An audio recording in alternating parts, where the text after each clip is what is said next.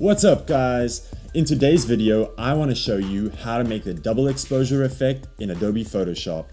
I'm also going to share some of my tips and techniques that you can use to make your designs pop. So let's just jump right in.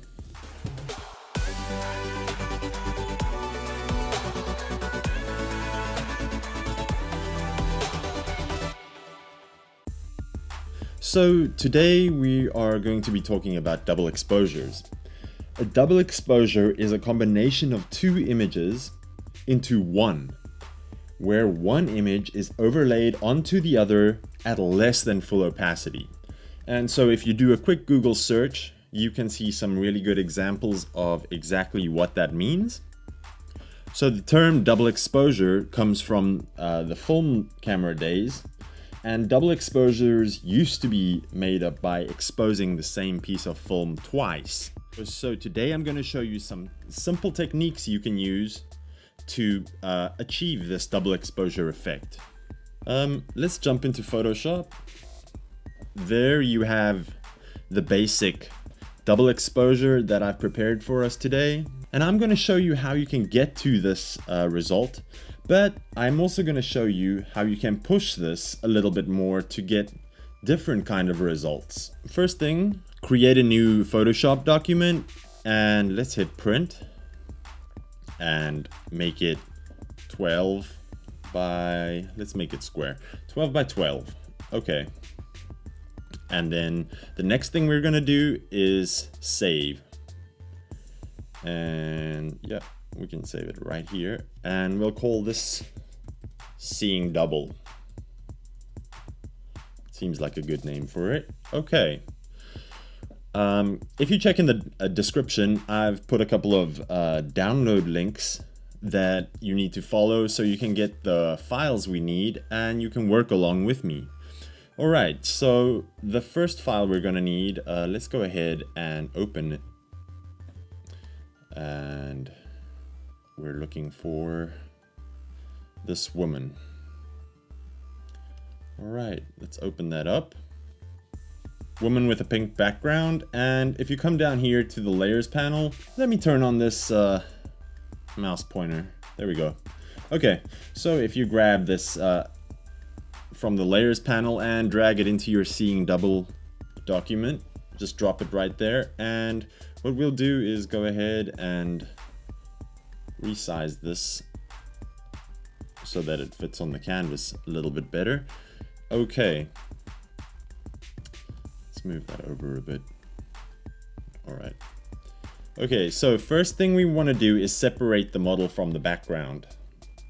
Now, there's a bunch of selection techniques you can use inside of Adobe Photoshop. There's Magic Wand, Quick Select. What I want to show you today is a new feature that Adobe released a couple of months ago or so, and it's called Select Subject. And what it is it uses AI technology to identify the subject in an image and then isolate it. Okay, so let's go ahead and select the Magic Wand. And that's W on your keyboard if you like using shortcut keys. I highly recommend them because they save you so much time and effort. And make sure your layer is selected in your layers panel. And once that's done, all we're going to do is come up here to the top and hit Select Subject. And it takes a little while, depending on how fast your machine is, does its math calculations, and then it gives you a selection.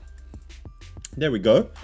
Pretty good selection. And so let's go ahead and hit Select and Mask. And all we're doing in here is just refining our selection a little bit. Here you can change your views. Basically, it just shows you what's selected and what's not selected. I like to work in this overlay mode because it gives you a good idea of exactly what's selected and what's not. Okay, and then you want to use the Refine Edge Brush tool. There we go. R. Refine Edge Brush tool. And all you want to do with that is just brush all along the edges. If your brush tip is too big or too small, you can use the open or closed brackets to make them bigger or smaller. Alright, and just keep on brushing all along the edge. And once you're happy with the way the edges look, that's okay. Let's feather the edge by 1 pixel, hit OK, and there we go.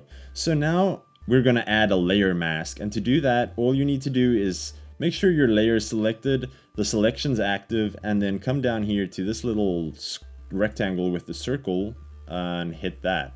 That's your add layer mask.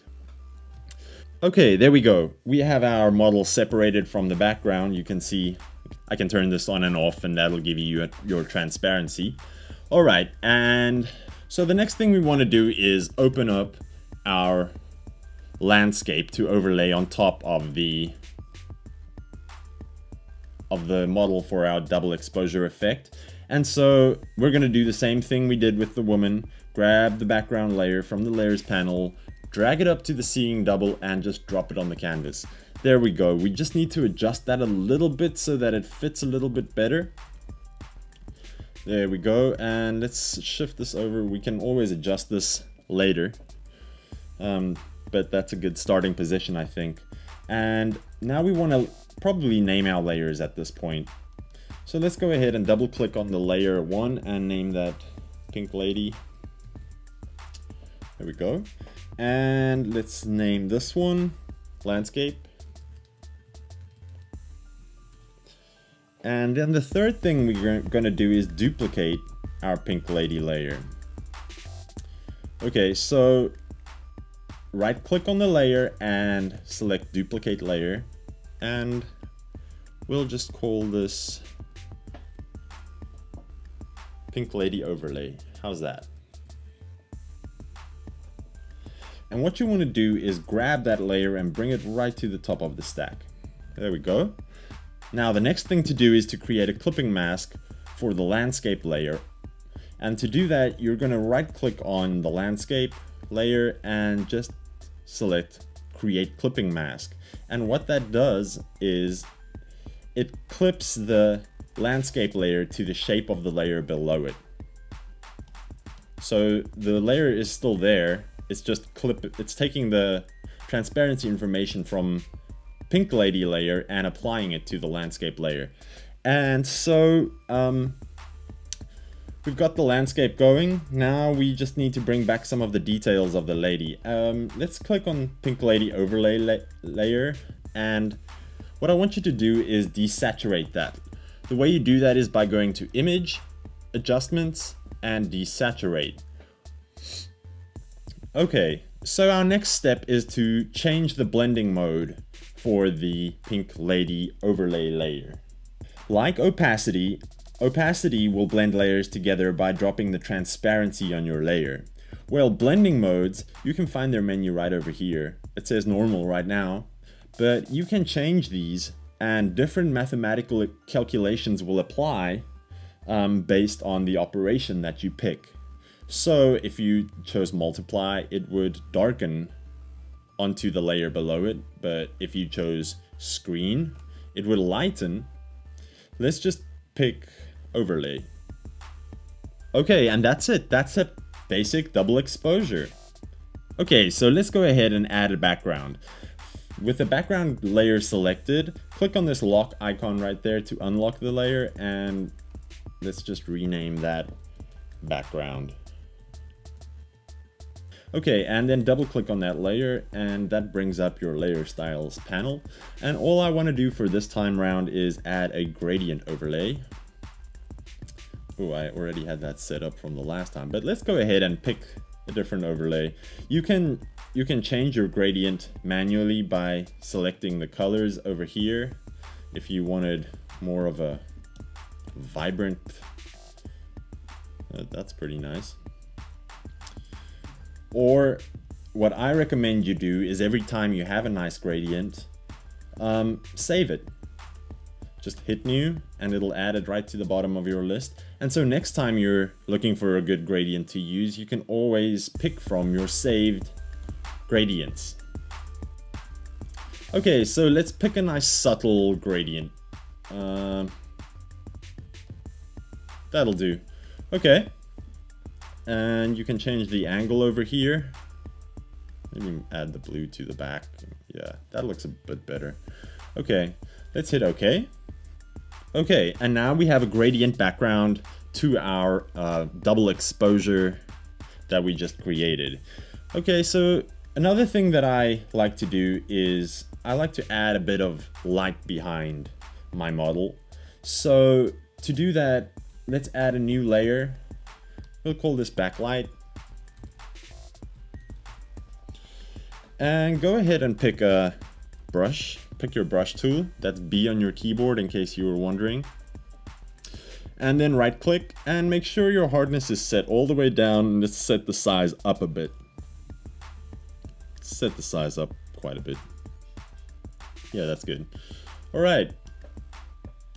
So all I want you to do is make sure that your white is your foreground color, and let's get your opacity to, I don't know, to about 40. And just give it one click behind your model.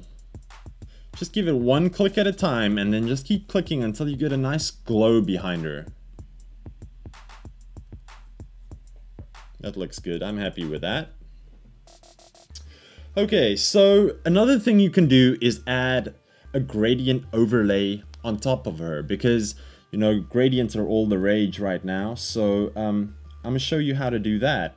Let's click on the landscape layer and create a new layer above that, and we'll call this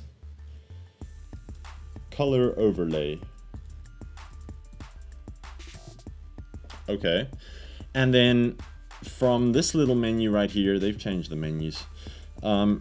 Select the paint bucket tool and just fill that layer with white. Okay, double click on the color overlay and then pick gradient overlay. And now what you want to do is pick some other kind of gradient overlay. Let's try this one for right now. We can always come back in and change it later. Okay, and once again we're going to apply a clipping mask. So right click, create clipping mask, and there you've got a beautiful glow on her. And you can always, if you don't like the color that you end up with, just go back into your gradient overlay menu and try different things. Okay, so what you'll probably notice is that our original landscape is gone.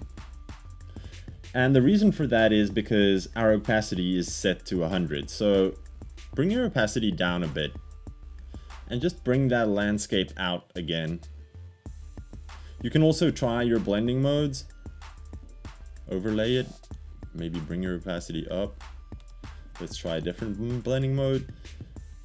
The thing with blending modes is, you know, they're always experimental. You can't really predict the results from one image to another. So it's always best to try and try different ones and see which one you like the best. In this case, I think the multiply makes it work the best. And so let's leave it at multiply, and you can play with the opacity, bring it up, bring it down. I think 60 is about right. So one last touch, you can then start adding elements in the background if you wanted to do that. Let's put in maybe a white.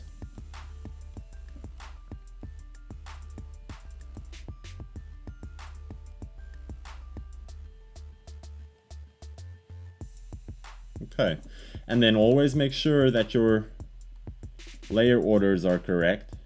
I want to put this right below.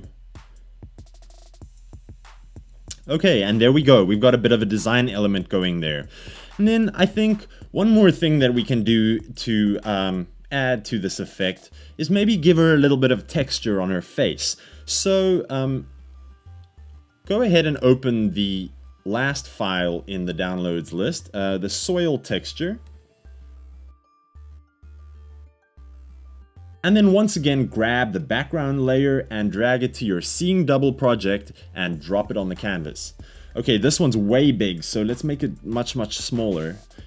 When you're scaling, hold down Shift to keep the proportion of the image. Otherwise, what you'll end up is squashing it in a way that you don't necessarily want to. With something like this, it doesn't really matter, but if it was an image of a person, you know, you really want to try and keep their proportions right, otherwise they end up looking fat or really tall.